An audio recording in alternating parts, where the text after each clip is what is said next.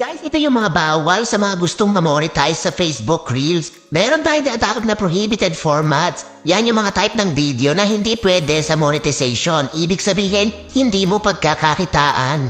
Siguro guys, meron din mga nagtataka sa inyo kung bakit masipag naman mag-upload ng Reels. Madami din namang views, bakit hindi pa na monetize or bakit hindi pa na-i-invite sa ads on Reels? Baka kasi ganito yung mga videos na ina-upload mo. Number 1, bawal nga kasi ang static videos. Yan yung picture tapos gagawin mong reel. Bawal yun guys, bawal ang picture sa reels. Bawal din ang static image poll.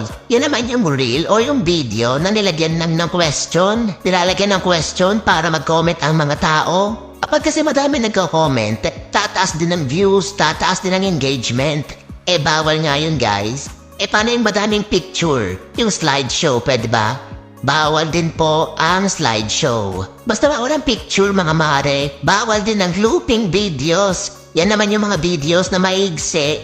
Tapos ang gagawin mo, i-edit mo, paulit-ulitin mo lang yung videos para humaba. Hindi din pwede yon, paulit-ulit. Bawal din ang text montages mga mare. Yan naman yung videos na nakasteady lang tapos lalagyan mo lang ng text. Or mga sulat-sulat, ganun. Halimbawa yung naglalagay ng quotes, tapos ang magpapalit-palit lang is yung nakasulat. Tapos yung image, nakasteady lang, bawal yun guys. Bawal din ang embedded ads. Ibig sabihin, wag mong ilalagay sa video mo or sa content mo yung mga ads na pineplay ni Facebook. Alam niyo yung mga ads na lumalabas sa mga video sa Facebook? Yun, wag niyo na nakawin, gagalit yun.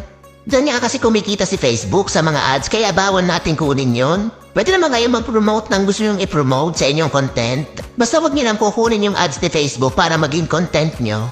Tapos guys, tip ko lang, alam ko madaming mahihilig mag-upload ng mga slideshow. Next time, ang gawin nyo, imbis na mag-picture-picture kayo, video ang gawin nyo, yung mga 3 seconds lang, tapos saka nyo pagsamasamahin. Paggugulat kayo, mas maganda ang effect kesa doon sa mga pictures na pinagsama-sama.